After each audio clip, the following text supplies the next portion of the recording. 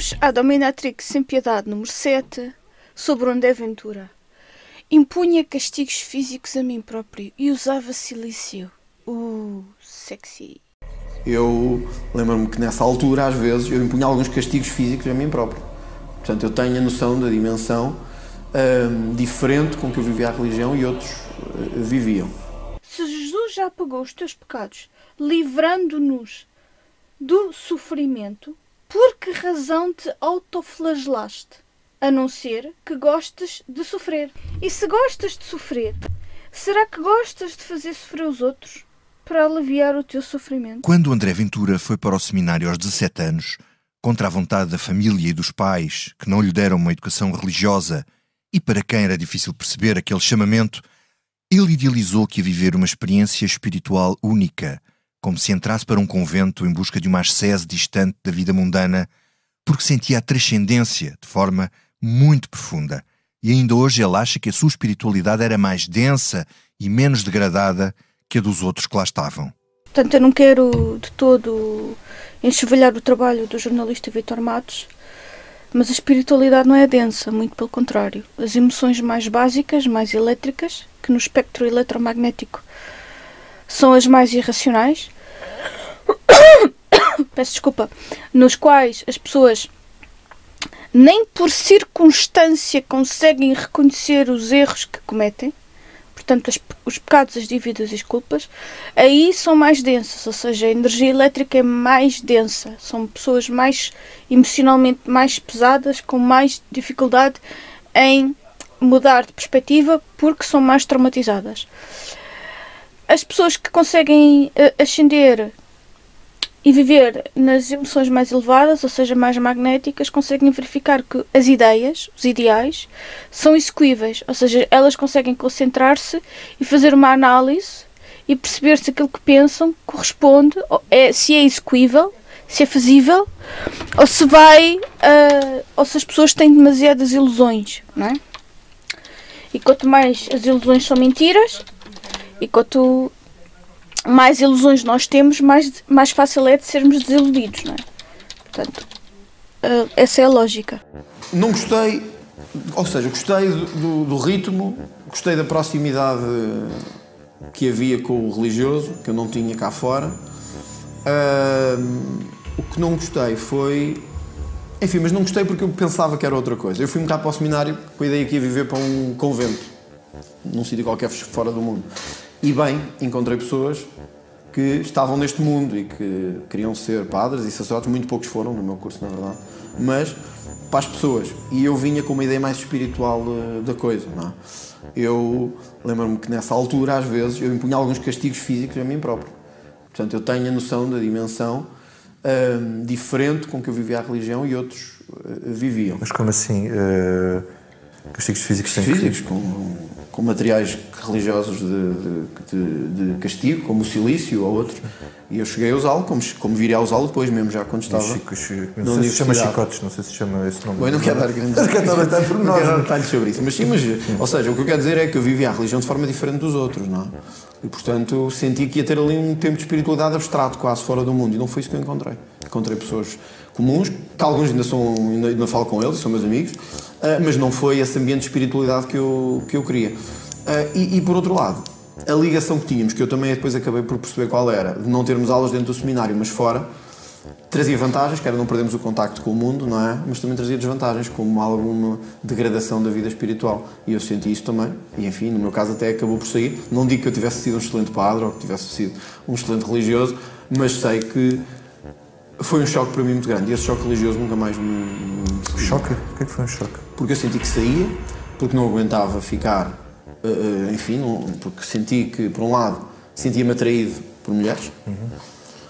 Não é que me sentisse por homens, mas sentia-me atraído por mulheres no sentido em que sentia necessidade de estar com mulheres, estava com 17 anos, e por outro lado senti que aquele ambiente não era a espiritualidade que eu tinha pensado, e isso para mim foi um choque muito grande, porque, enfim, meus pais nunca quiseram que eu fosse para o seminário, a maior parte da minha família nunca quis que eu fosse para o seminário, os meus amigos não queriam que eu fosse para o seminário, e houve esse choque muito grande. Talvez o meu choque maior de personalidade, depois dos 14 anos, tenha sido a saída do seminário e a ida para São Nicolau, em Lisboa. O André Ventura é evidente que rejeitou a família de nascença e foi à procura de outras emoções que não encontrava na família de nascença. Está à procura de algo, ele está à procura de algo, não é? Mas o que eu acho é que ele quer uma resposta fácil daquilo que ele está à procura. Ou seja, faz-me lembrar aqueles homens que têm uma vida organizada, mas querem ter mais sexo da mulher, esquecendo que a mulher também tem necessidades emocionais que têm que ser satisfeitas, e só percebendo as necessidades emocionais da mulher é que podem ter mais sexo dentro de casa. Ou seja, o que eu quero dizer com isto é que não há respostas fáceis para aquilo que nós sentimos ou procuramos. O que ele, se calhar, está à procura, e é o caminho dele, ele tem todo o direito de fazer o caminho dele. O que ele não tem o direito é de levar com ele para aquilo que ele chama a salvação, mas na realidade está a vender gato por lebre, não é? Portanto, ele pensa que está a fazer uma coisa certa porque ele, se calhar, não tem a capacidade de verificar que aquilo que ele está a pensar é correto ou não. Não é? Porque é uma pessoa ambiciosa, não é? Porque, como ele disse, se não fosse a religião seria taxista em Mãe Martins. Mas tu queres viver uma proximidade com Deus, ou queres ter sucesso no mundo dos homens? Porque são dois pesos e duas medidas. São dois mundos que até agora não têm nada em comum com o outro, porque o mundo dos homens é o mundo do sofrimento e o mundo de Deus é o mundo da ausência de sofrimento, é o reino de Deus, é o amor mais puro, não é? Portanto, e são dois conceitos que se auto-excluem simultaneamente, porque o mundo dos homens não está em condições para viver esse amor, essas emoções. Ora, a castidade é uma forma de mortificação do corpo e de renúncia aos prazeres carnais que é suposto os sacerdotes praticarem toda a vida. E para isto, como já ouvimos, o jovem Ventura descobriu que não estava preparado. Acabou por ser uma mulher, uma paixão e a atração sexual a responsável pela tentação irresistível que o afastou do caminho do sacerdócio. Eu estive com ela depois, não naquela altura, mas porque ela foi para a mesma faculdade que eu, e ela percebeu que eu estava no seminário, porque o seminário tinha aulas com uma escola ao lado, que era o externato. Aquilo não era, as aulas não eram dentro do seminário. Portanto, os rapazes estavam no seminário e tínhamos aulas com raparigas. Eu tinha na minha turma, como era de economia, tinha aulas com raparigas. E ela era uma dessas. Agora não lembro que turma, eu acho que era só filosofia e português, mas conhecia aí. Ali não tivemos nada, apesar de termos ficado amigos e até bastante próximos, mas viríamos até depois na Faculdade de Direito da Universidade Nova de Lisboa. Uma coisa de muito pouca duração. E enfim, eu sei que ela não quer falar sobre isto, eu respeito isso, mas enfim, é o que é. E do que vi, até me criticou várias vezes publicamente, nas páginas delas. Eu respeito isso, não a vou meter nisto, que ela não é uma figura pública, não desejou ser. André Ventura não revela quem foi esse amor fugaz responsável pela sua dolorosa crise existencial. O amor é um sentimento que precisa de tempo para fermentar.